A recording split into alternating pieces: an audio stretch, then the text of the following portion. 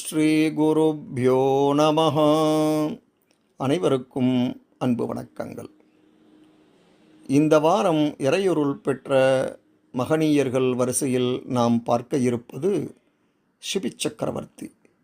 சோழ மன்னன் சிபிச்சக்கரவர்த்தி காட்டினில் தனது பரிவாரங்களுடன் வேட்டையாட வந்தார். காட்டினில் அவருக்கு மிருகங்களே தென்படவில்லை. வேட்டையாட வந்த மன்னன், என்ன இப்படி ஆகிவிட்டதே, ஒரு விலங்கை கூட காண முடியவில்லையே என அசந்து அமர்ந்திருந்தபோது ஒரு கொழுத்திருந்த ஸ்வேதவராகம் புதரில் படுத்தபடி தலையை தூக்கி மன்னரை பார்த்தது. தனக்கு வேட்டையாட இன்றைக்கு இந்த பன்றியாவது கிடைத்ததே என எண்ணிய மன்னன் வராகத்தை வேட்டையாட தனது பரிவாரங்களோடு அருகே போனார். பன்றியை எளிதாக தனது அம்பால் வீழ்த்திவிடலாம் என எண்ணிய சிபிச்சக்கரவர்த்தி அம்புகளை தொடுத்தார். அம்புகள் வீணானது. சிறிய மலையின் மேலேறி மறைந்தே போனது வராகம். மன்னரும் பரிவாரங்களும் அந்த ஸ்வேதவராகத்தை தேடினர். ஸ்வேதவராகம் என்றால் வெண்பன்றி எனப் பொருள். அங்கே தவம் செய்த முனிவர் மார்க்கண்டேயரிடம் இங்கே பன்றி வந்ததா எனக் கேட்டனர். மன்னரே, உன்னை என்னிடம் அழைத்து வந்ததே ஸ்ரீ மகாவிஷ்ணுதானே. அவர்தான் ஸ்வேதவராகமாக அங்கே வந்தவர். நீ அவரை தரிசிக்க இங்கே உள்ள புற்றில் பாலை ஊற்று, அங்கே தென்படுவார் என்றார். பாலை கொணர்ந்து புற்றில் ஊற்றினார். புற்று கரைந்து மகாவிஷ்ணு விக்கிரகமாக வந்தார்.